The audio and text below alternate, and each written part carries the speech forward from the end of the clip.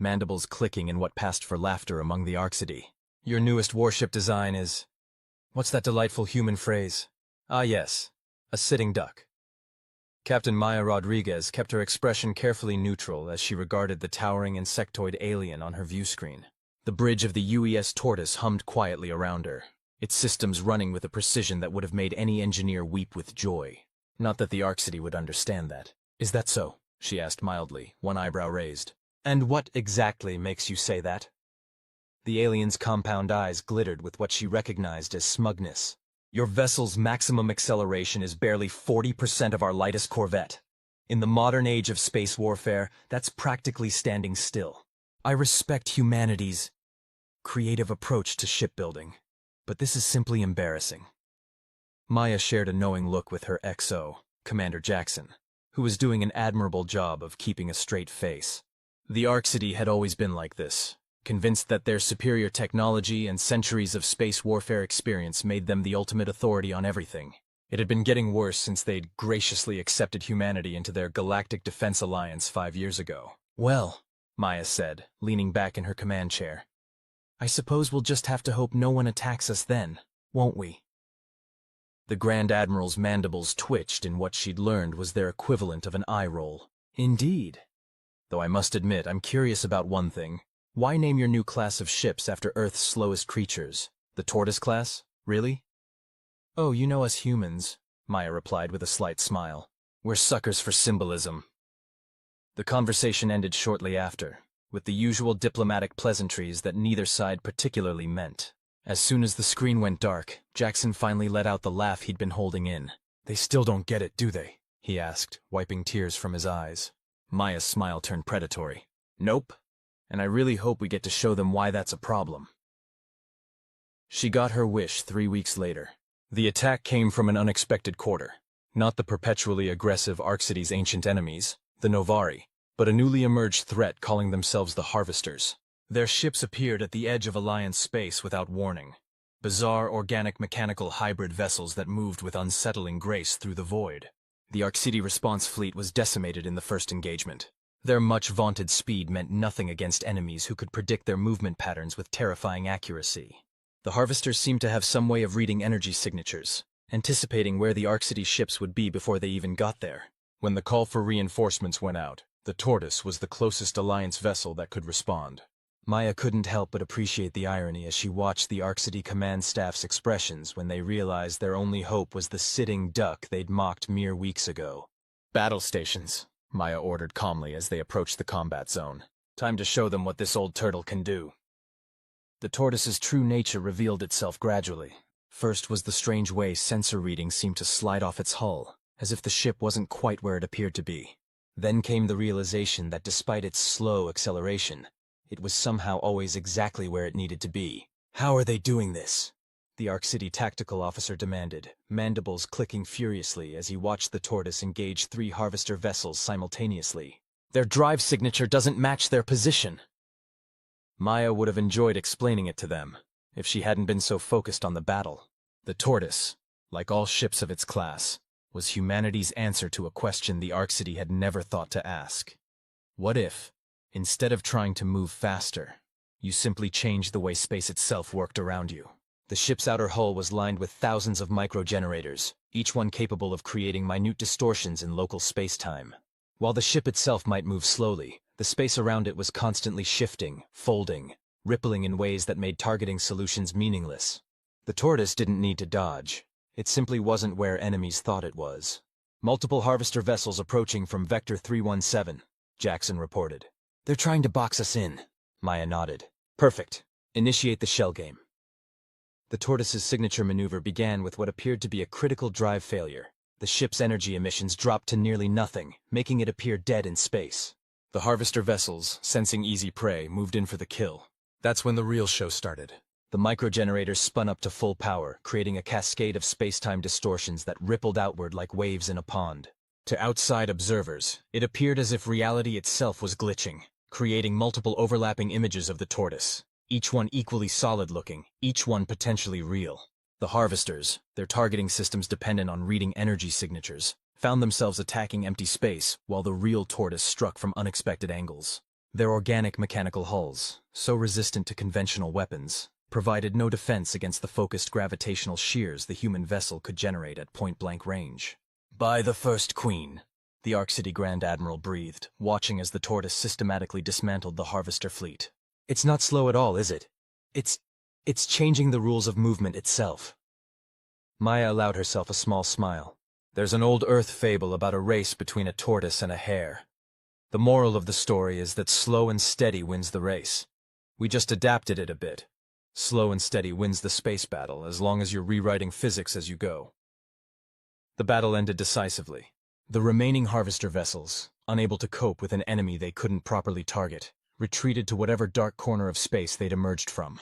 The Arc City, for their part, were uncharacteristically quiet during the after-action report. "I believe," Grand Admiral Zixtal said finally, "that I owe you and your species an apology, Captain Rodriguez. We have been somewhat arrogant in our assumptions about proper space warfare doctrine." "Somewhat?" Jackson muttered under his breath, earning a sharp look from Maya. "No apology necessary, Admiral," she replied diplomatically. "Though if you're interested, we have several more Tortoise-class vessels coming online in the next few months. We'd be happy to conduct joint training exercises." The Admiral's mandibles clicked rapidly. Embarrassed laughter, she'd learned. "I believe that would be enlightening. Though I must ask, why reveal this capability now? You could have demonstrated it during your Alliance admission trials." Maya shrugged. "Would you have believed it if we had? Sometimes the best way to teach a lesson is to let others learn it for themselves.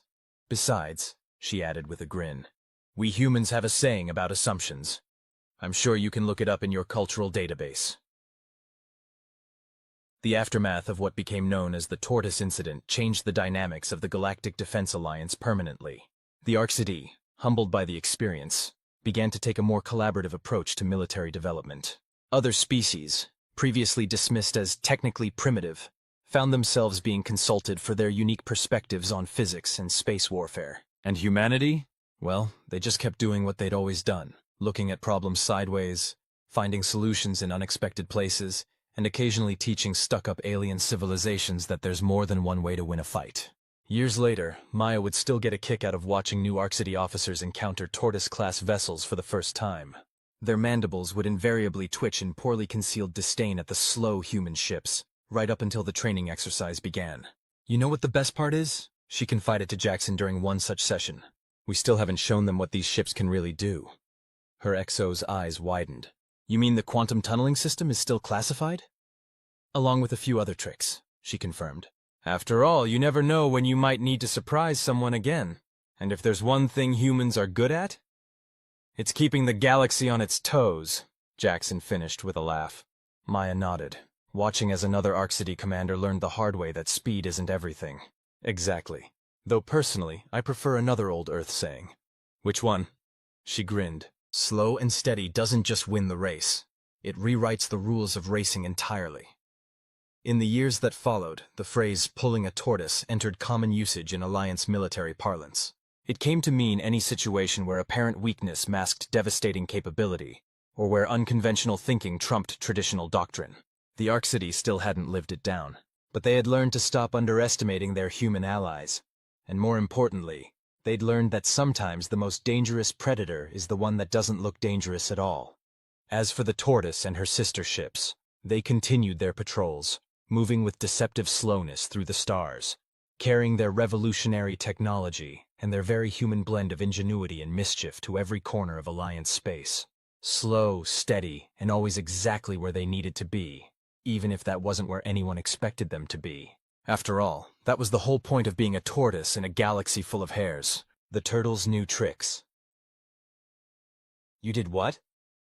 Maya stared at the holographic display, trying to process what her engineer had just told her. Lieutenant Patel grinned, the expression making her look even younger than her already youthful face suggested. "I figured out how to make the micro-generators sing, like, literally sing. Want to hear the Alliance anthem rendered in gravitational waves?" Maya pinched the bridge of her nose, fighting back a laugh. This was exactly the kind of thing that drove the Arc City absolutely crazy about working with humans. It wasn't enough that they'd revolutionized space warfare. No, they had to turn it into an art form too. Please tell me you didn't spend valuable R&D time turning our revolutionary propulsion system into a musical instrument. Of course not, Captain, Patel replied, looking offended. I did it during my coffee breaks, but here's the thing. While I was playing around with frequency modulation, I discovered something interesting. The gravitational harmonics, they have some really unexpected effects on certain types of matter. That got Maya's attention. What kind of effects?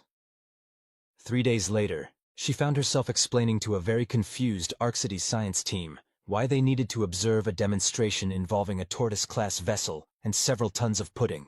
I assure you, Grand Admiral, Maya said to Zixtal's increasingly agitated image on her view screen, this is a legitimate scientific experiment.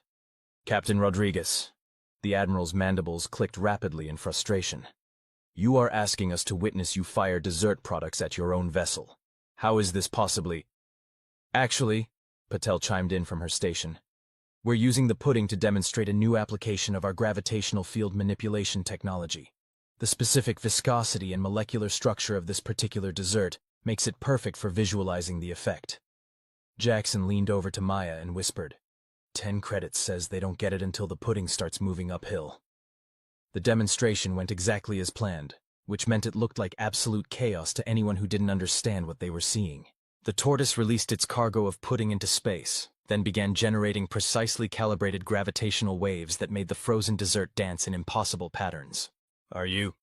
The Arcsidy scientific advisor's voice cracked slightly. Are you using localized space-time distortion to create self-propagating matter channels? We call it the pudding pipeline, Patel said proudly, though it works with pretty much any matter of similar density.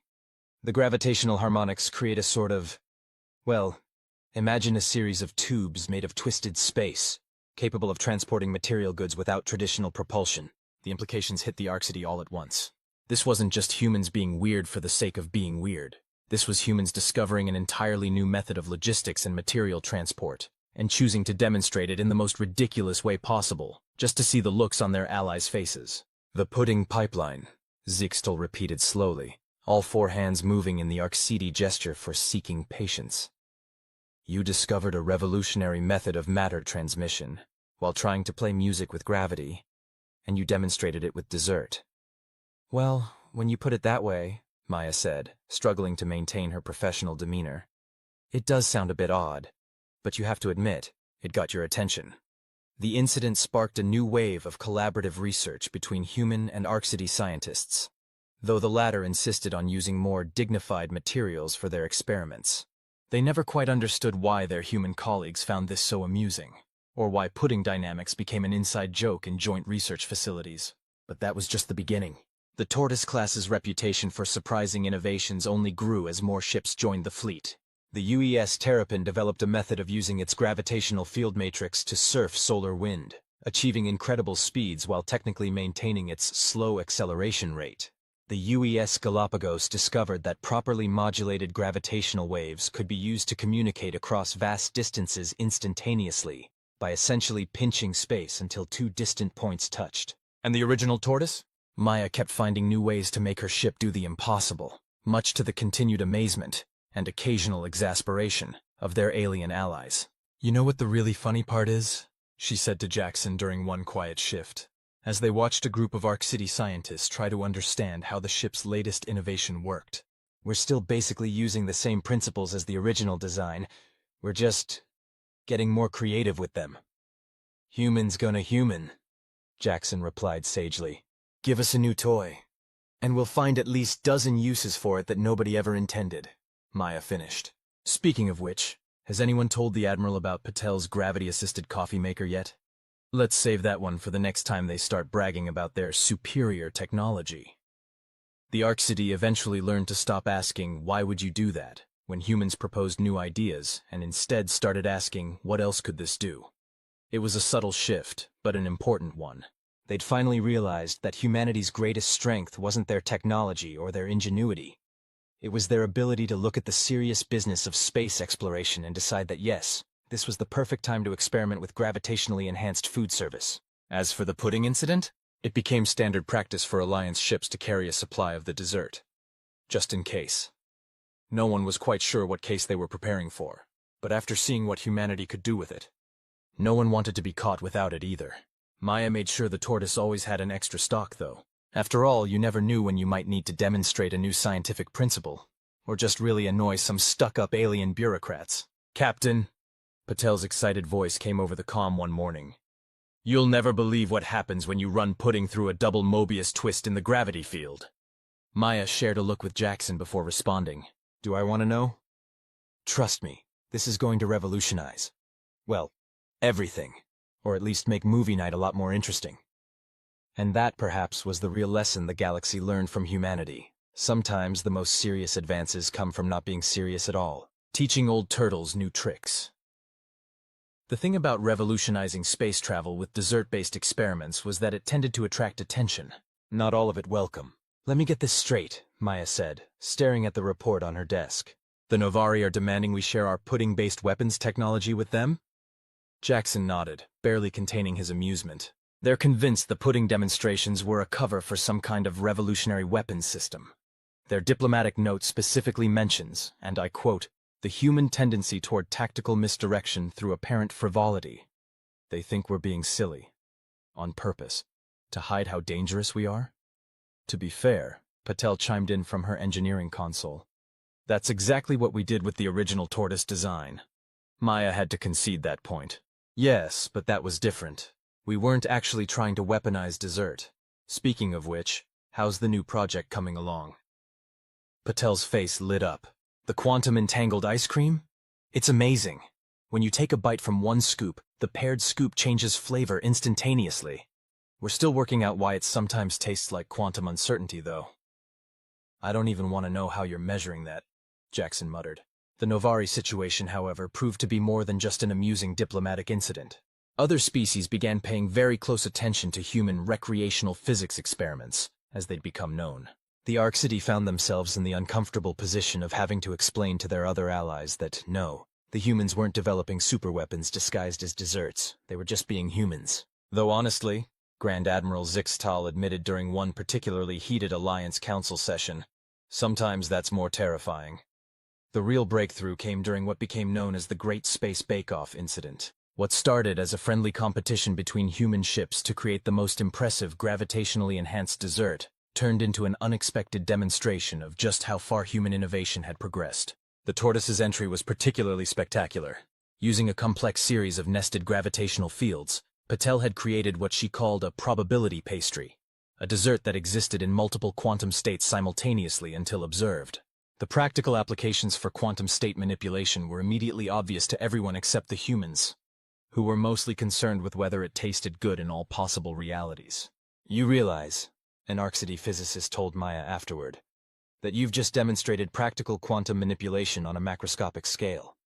This could revolutionize everything from computing to energy production." "Really?"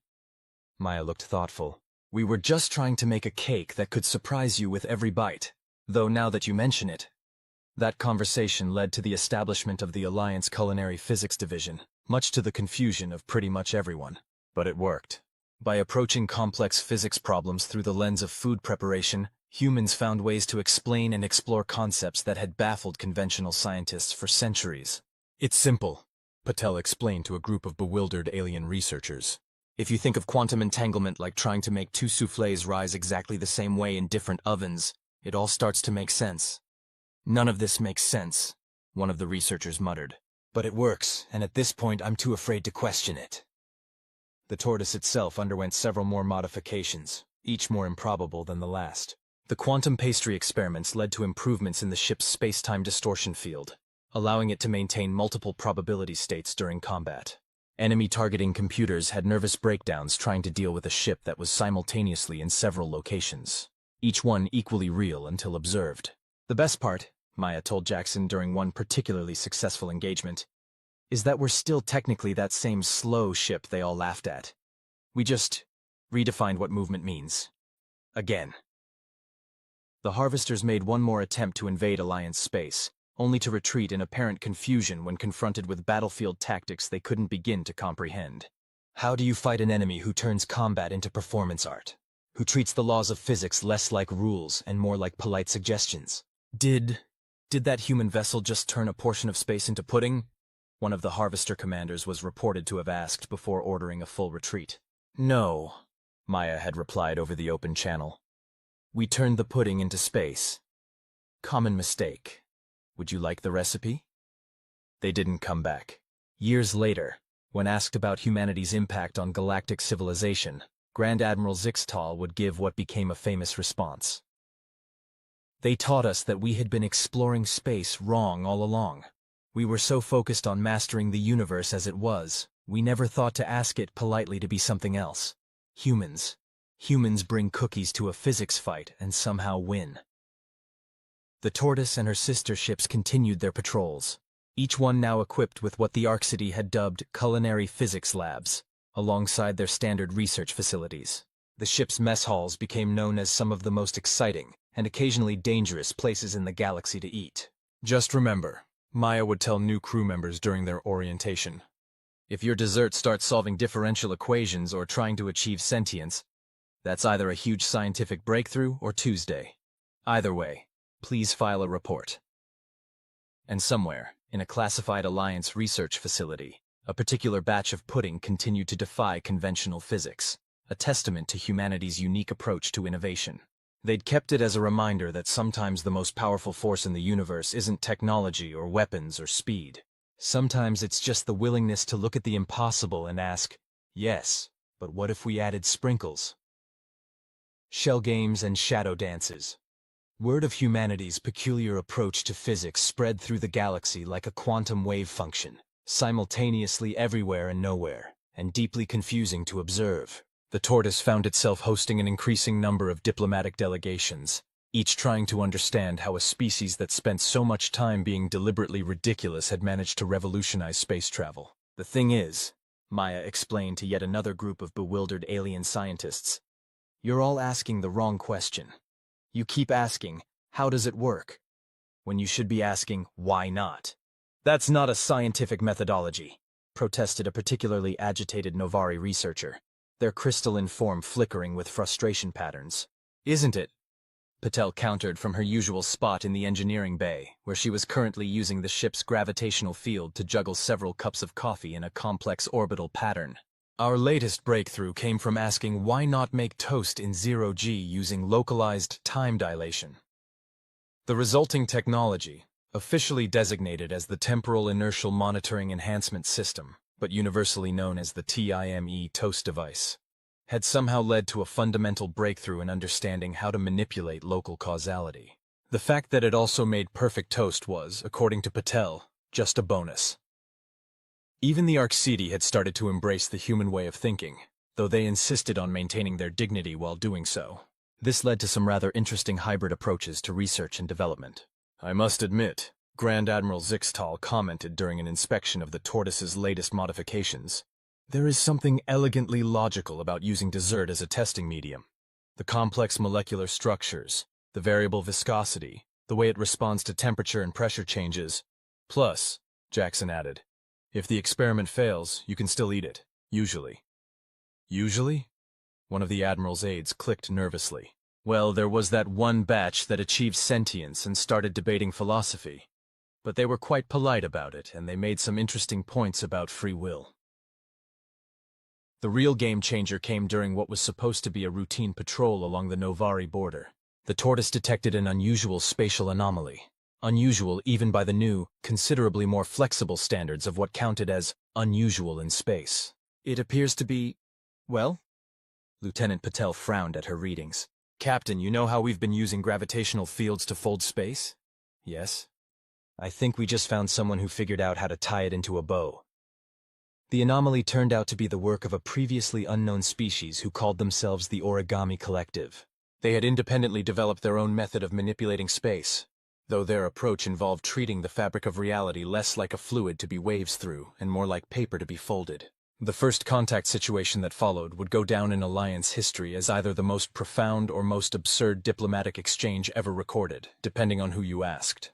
It began with Maya attempting to explain human space travel technology using an actual origami crane and a cup of pudding as visual aids. "So, you see," she demonstrated, dipping the paper crane into the pudding, "we sort of do this, but with physics." The Origami Collective representatives, who perceived reality in 11 dimensions and communicated primarily through geometric metaphors, actually understood perfectly.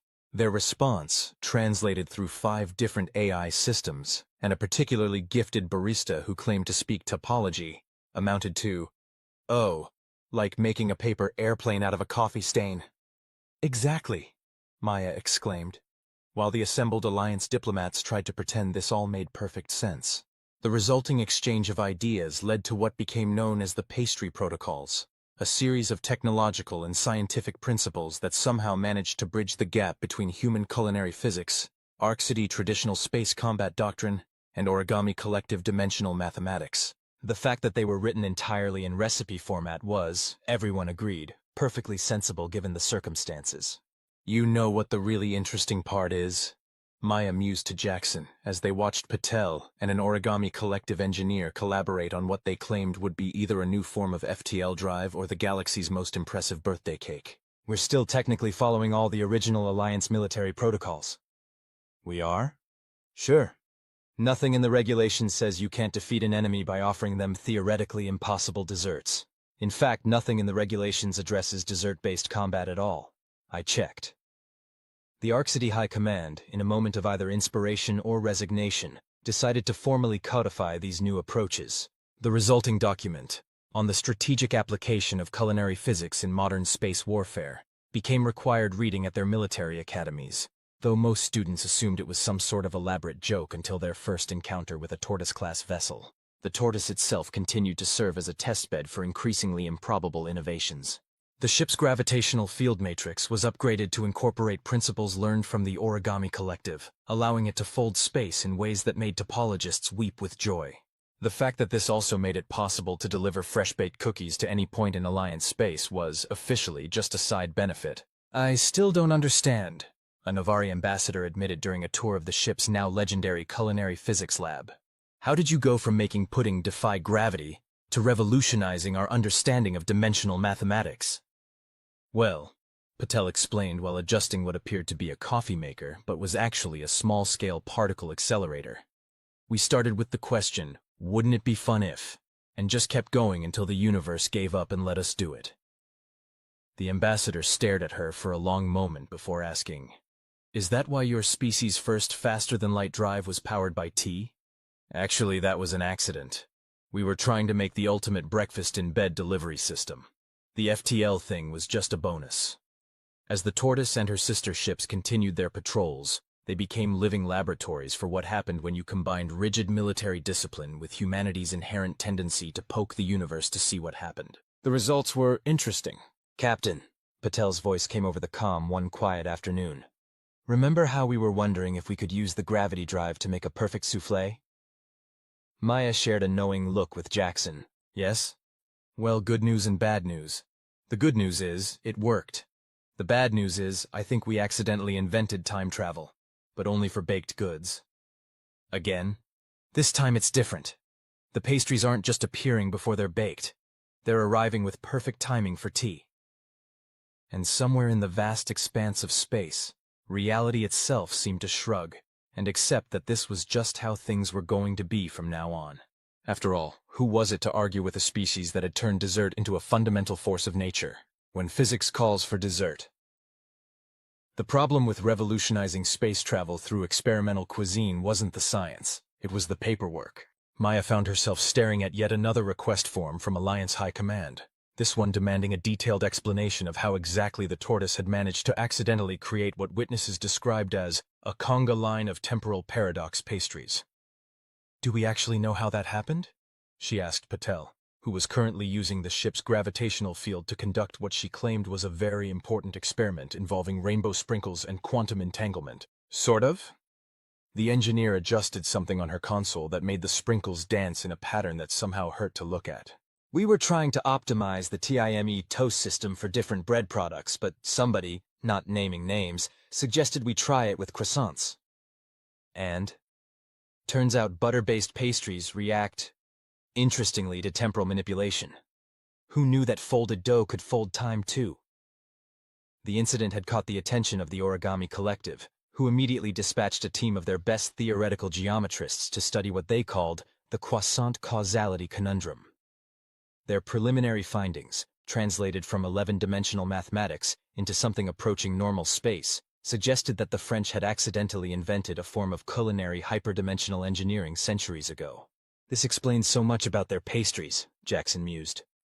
The Arcsidae, meanwhile, had finally given up on trying to maintain their dignity in the face of human innovation. Grand Admiral Zixtal himself had been spotted in the tortoise's culinary physics lab, mandibles clicking thoughtfully as he helped test a new form of gravity-enhanced gelatin that promised to revolutionize both dessert service and stealth technology.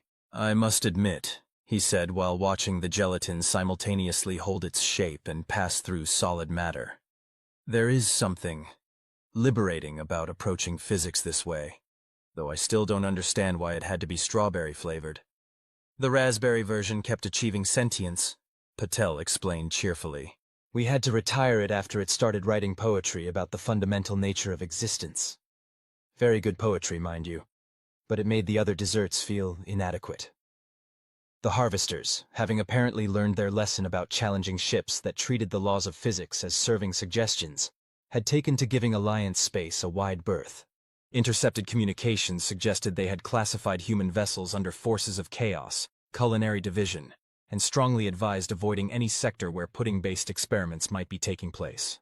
This suited Maya just fine. The tortoise had bigger challenges to face, like the upcoming Alliance Science and Technology exhibition, where they were scheduled to demonstrate their latest innovations. The problem wasn't the demonstrations themselves, but rather explaining them in ways that traditional physicists could understand. "Maybe we should just bring snacks," Jackson suggested during a planning session. "Let them experience the physics firsthand. Last time we did that, 3 different species achieved enlightenment, and 1 developed a new theory of quantum gravity," Maya reminded him, "though I suppose that did make the presentation more interesting." The real breakthrough came from an unexpected quarter. A junior engineer on the tortoise, trying to clean up a spill in the gravity lab, discovered that certain combinations of coffee stains formed perfect representations of complex space-time equations when subjected to the ship's field effects. "It's like the universe is trying to speak to us through breakfast," Patel declared, studying the equations that had spontaneously appeared in her latest coffee spill. "Though personally, I think it needs to work on its handwriting." This led to the development of what became known as the breakfast breakthrough, a method of visualizing complex physics concepts through carefully orchestrated food spills. The technique proved so effective that it was quickly adopted by Alliance teaching institutions, leading to the first generation of physics students who had to worry about their experiments eating their homework. "The really clever part," Maya explained to a visiting dignitary, "is that we're not actually changing how physics works. We're just giving it better ingredients to work with."